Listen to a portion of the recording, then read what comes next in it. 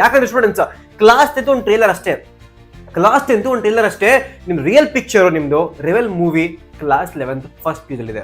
ನೋಡಿ ಒಂದು small comparison ತೋರಿಸ್ತೀನಿ, ಕೇಳಿಸ್ಕೊಳ್ಳಿ. Small comparison, right? ಯಾವ ತರ ಕ್ಲಾಸ್ 11 ಇರುತ್ತಂತ.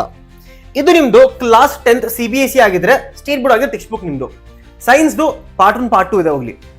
ಅದೇ ನೀವು ಕ್ಲಾಸ್ 11 ಫಸ್ಟ್ PU ಬಂದ್ರೆ ನಿಮ್ಮ ಹತ್ರ ಬರೀ ಸೈನ್ಸ್ಗೋಸ್ಕರನೇ 5 ಟೆಕ್ಸ್ಟ್ ಬುಕ್ ಇರುತ್ತೆ. 5 ಸ್ಟೂಡೆಂಟ್ಸ್. ಇದು ನಿಮ್ದು ಕ್ಲಾಸ್ 10 ಸಿಲೆಬಸ್ ಆದ್ರೆ ಇದು ನಿಮ್ದು ಕ್ಲಾಸ್ 11 ಕೆಮಿಸ್ಟ್ರಿ ಸಿಲೆಬಸ್. ಇದು ನೋಡಿ, ಹಿಂದೆ ನೋಡಿ, ಇದು ನಿಮ್ದು ಬಯಾಲಜಿ ಸಿಲೆಬಸ್, ಇದು ನಿಮ್ದು ಫಿಸಿಕ್ಸ್ ಪಾರ್ಟ್ 1, ಇದು ನಿಮ್ದು ಫಿಸಿಕ್ಸ್ ಪಾರ್ಟ್ 2. ಇಷ್ಟು ದೊಡ್ಡ ಸಿಲೆಬಸ್ ಇರುತ್ತೆ ನಿಮ್ದು ಕ್ಲಾಸ್ 11 ಫಸ್ಟ್ PU ದಲ್ಲಿ.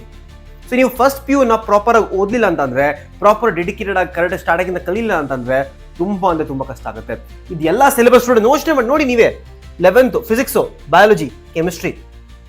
ಸೊ ಇದೆಲ್ಲ ಕಲಿಬೇಕಂದ್ರೆ ನಿಮ್ಗೆ ಒಳ್ಳೆ ಟೀಚರ್ ಬೇಕು, ಒಳ್ಳೆ ಮೆಂಟರ್ ಬೇಕು.